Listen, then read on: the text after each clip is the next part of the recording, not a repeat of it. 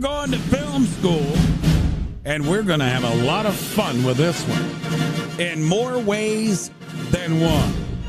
And I'm not going to steal the thunder. We're going to bring in Joe Fortunato, film study professor, with today's film school. Good morning, Joe. Take it away, my friend. Good morning, Brad. Good morning, everybody. And a fun one indeed this morning. In fact, really, maybe a cult film a little bit, but a beloved one for sure. And another anniversary. It's the 50th anniversary of Monty Python and the Holy Grail, which was released in July of 1975.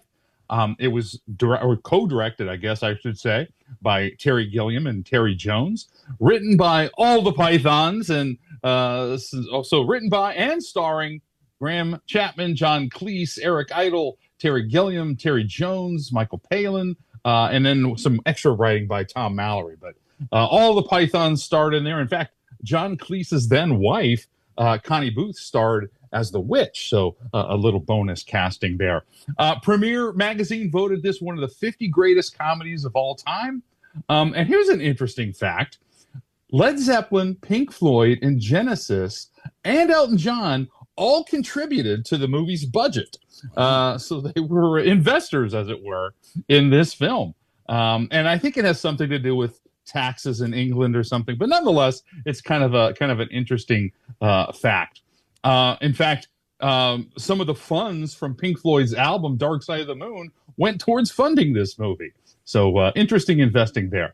The theatrical release of this film contains 527 jokes, including 42 in the opening credits. Now, if you're a math person out there, that averages out to one joke every 10 and a half seconds.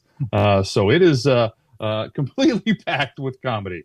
One of the more famous scenes or kind of running gags in the film is the use of coconut shells to represent the sound of galloping horses, which, by the way, was a traditional radio sound effect back in the radio days. Anyway, this gag that has become so famous really came out of purely practical reasons that the production simply couldn't afford real horses. So the coconut shells supplemented or replaced, I guess, the galloping hooves of horses. Now, when they did one of their first test screenings of this movie in front of a live audience, Terry Jones, who was, like I said, the co-director, noticed that when the music was playing during jokes, there was a marked reduction of laughter from the audience. So he went back and edited the music out whenever a punchline was delivered. And in subsequent screenings, he saw an increase in the audience's positive reaction and laughter to those jokes. And from that point on, he learned that whenever he directed, stop the music for the funny parts, which is maybe good advice for young directors out there of comedy as well. I talked about all the Pythons sort of being cast in the film. Graham Chapman was the only member of the cast to wear real chainmail armor, which weighed about 25 pounds. The rest of the cast wore some kind of knitted wool kind of concoction that was painted to look like metal. The weather conditions in Scotland and England being kind of what they normally are, the actors spent most of their shooting days, being very cold and wet. So it was a very unpleasant production for everybody. And to make matters worse, the hotel where they were staying only had a limited number of baths and hot water. So by the end of each day's shooting location shooting, there was a mad dash to see who could get back to the hotel first to get the baths and the hot water. And like I said, all the Pythons sort of agreed that as much as people enjoy the movie, they did not really enjoy the filming experience all that much. You know, Joe, when you look at the Monty Python movies and this one, The Holy Grail, it's really a cult following, right? I remember the days when it came out and you either fell in love with the theme and the humor or you kind of turned your back to it. But I think it's grown in popularity as it's aged. As a matter of fact, my 23-year-old son says it's one of the funniest movies he's ever seen. I think you're right on both counts. And the Monty Python is something that people either love and almost revere or just hate and, can't really take it at all. And I think that movie falls into that category. It is so popular throughout the years that, they even made a Broadway musical about it in 2006 called Spam-A-Lot, which probably a lot of people have seen. In fact, probably there might be more people that have seen Spam-A-Lot, the musical, than maybe even the original film itself.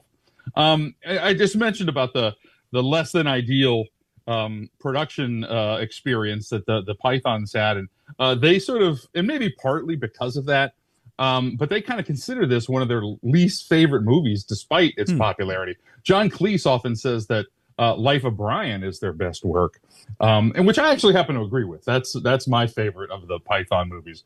But this one certainly seems to have caught the wave and ridden it for 50 years. And talking about some of the classic moments of that, of course, a lot of people remember the battle between the Black and Green Knight, where it's only a flesh wound and that sort of thing. That was John Cleese and Terry Gilliam performing all the stunts, playing the Black and the Green Knight. However, the Black Knight was played by John Cleese, but when Arthur cuts off the first leg of the Black Knight, one of many limb losses, as you know, they actually replaced it with a real one-legged actor who was a local silversmith, and he played the Black Knight with one leg for just a brief moment. All of the Pythons played multiple characters. Michael Palin played the most. He played 12 characters in the film. And the end of the movie is very abrupt, as fans know. And it was abrupt because they didn't have a budget for a large-scale battle sequence, so they just kind of shut it off.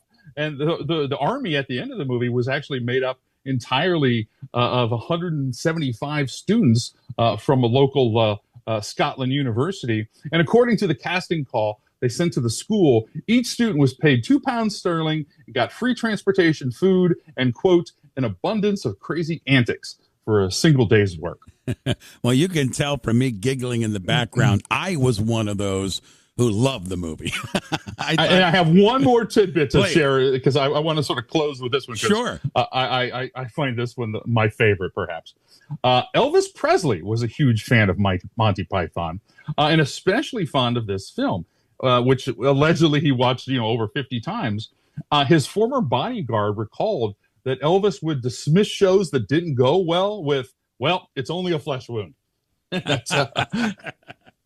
I love it. Good choice today, Joe. And you know what? That's a good one to dig out on a weekend where we're going to have some rain today and tomorrow. You want to get some laughs. Dig out the Holy Grail. You can't help but laugh at Monty Python. Well done, my friend Joe. Terrific. Anything going on with a website that you want to clue in our listeners to? Well, I just always encourage our listeners to go to my website, joefortunato.net, for all things that I'm doing and stuff. And a reminder that I'm also doing a classic Twilight Zone rewatch podcast. So fans of that show might want to check that out on my website. And there is an event coming up. It's not until June, so I'm not going to really talk about it yet, but I think our people will like it. So you can go check that out on the website, joefortunato.net, if you're curious. All right, my friend. Thank you. Great job with us on Fridays. Always look forward to our segment together, and we'll do it again next week. I look forward to it. See you then.